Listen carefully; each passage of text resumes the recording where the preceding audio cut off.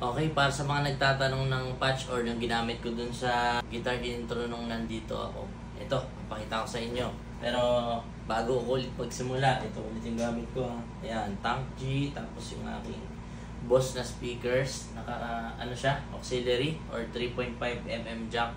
Nakakabit sa may headset. So, imbis na headset, ito yung gamit ko. Bali, explain ko lang yung gitara na gamit ko. Bali, ang gamit ko is Wilkinson M Series na dual rails dito sa may bridge pickup. So, parang humbucker siya. Pero itong patch na to, ginagamit ko rin kasi ito kahit sa mga single coil ko na gitara. Yung mga strat ko na naka-single coil lang. Ito pa rin yung ko, pinaka-timpla. So, feeling ko mag-work naman din sa inyo. Bali, yung gawin nyo, i-adjust nyo na lang yung mga parang di nyo trip or kung parang mahina, adjust nyo na lang din. Pinaka gamit kong Tank G dito is version 2.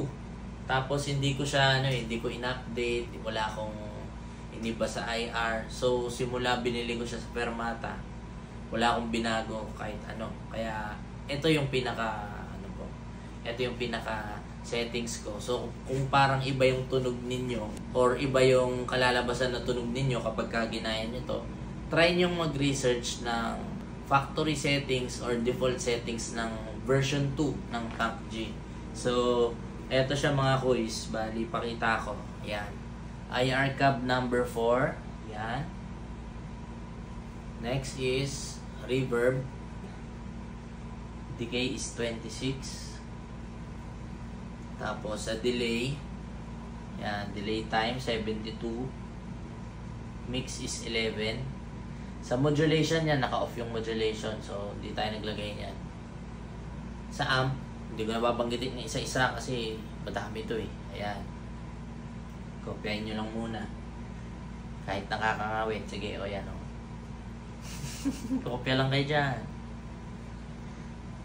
Bali, napansin ko dito sa amp ko, nakasagad na yung treble.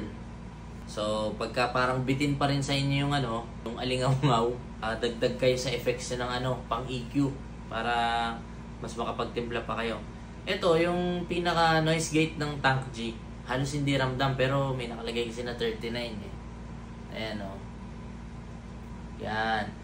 So, itong patch na to mga kuys, parang go-to patch ko to. Pagka nagja-jam ako, o kaya practice o kaya may cover, halos ito na yung ito na yung pinaka lead patch na adjust ko na lang pagka may mga kanta na minsan malakas yung reverb or malakas yung delay, na adjust ko na lang yung level. So, tingin ko mag-work naman to sa inyo, adjust nyo na lang din. So, ito ulit yung pinaka tunog ulit niyan.